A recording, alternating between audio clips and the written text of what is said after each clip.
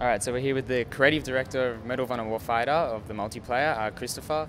So, yeah, I'm just going to ask you some questions, and yeah. So, can you tell us a little bit more about your role at Danger Close with Warfighter? Absolutely. So my role is basically to work with the team to define the creative vision of what multiplayer is. This happens very early in the project cycle, like what is it? What is the game we're building? And then kind of try to steer this awesome ship that is the multiplayer development team towards that goal.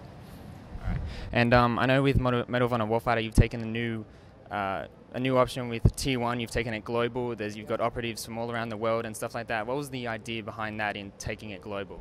So when we started designing multiplayer, we felt that Medal of Honor single player has always been based on the soldiers' stories. So we wanted to do the same, we wanted to take the same approach for multiplayer. So we sat down with the Tier 1 operators and talked to them for hours and hours. And one of the first things we heard was that they talked very highly about the different operators they met while being deployed. So they talked about the Polish Grom and the Australian SAS, for instance, and we felt that that is a really cool thing. We want to get that into our game, and that's how we ended up with this 12 different units from all over the world.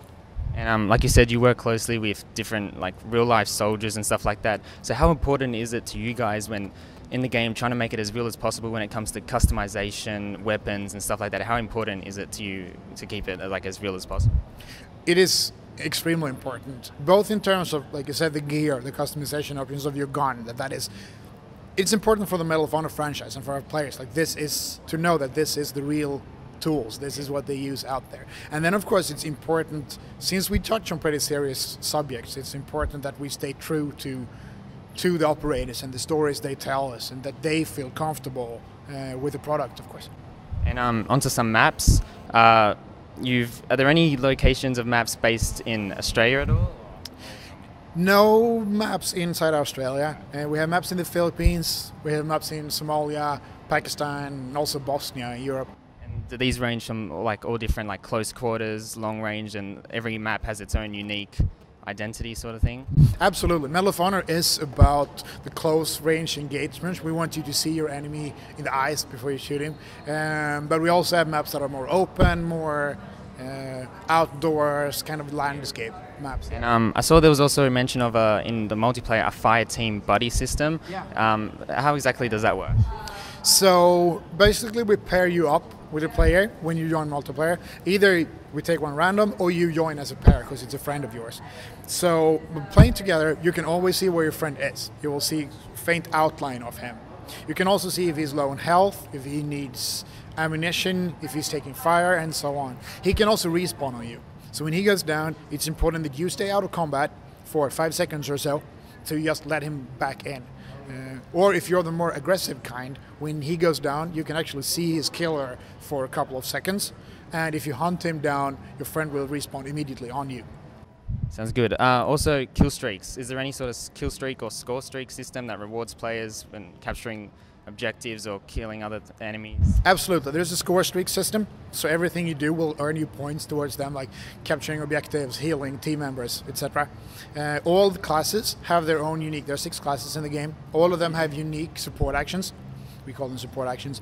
There are also, in each tier of support action, there is an option if you want to have an offensive one or a defensive one. The offensive one is often something that goes boom and kill people. It can be fully automatic grenade launcher or tripwire mine or stuff like that. It can also be the defensive ones. The defensive ones are more about intel, letting you know where they are. They can also reset all the abilities that are on cooldowns, etc.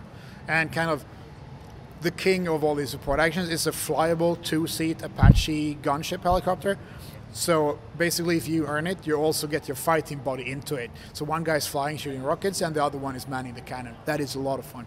Sounds good. A lot of games nowadays, multiplayer, they have programs integrated into them that allow players to track their stats, like kills and stuff like that. Battlefield, battle log and stuff like that. Will Medal of Honor integrate anything that allows players to communicate with other people or track their stats and stuff like that? Yeah, so we are actually introducing battle log for Medal of Honor franchise now. So it will be in the same spaces where you go to see your Battlefield 3 stats. You can also go to see everything about your Medal of Honor stats. We are also taking parts of this and integrating into the game client, so you can see stats there without leaving the game. Sounds good. So when's the game out and what consoles will it be on? We're out October 25th on Xbox 360, PlayStation 3, and PC. Sounds good. The game looks awesome. We played it yesterday down at the EA booth. It was really fun. Thank you. Looks like you've done a great job on it. So yeah, that's Kristoffer, Creative Director of Multiplayer from Danger Close, and that's it. So, thanks. Thank you. Cheers. Thank you for having me. Thanks for that. Got you wearing a t-shirt.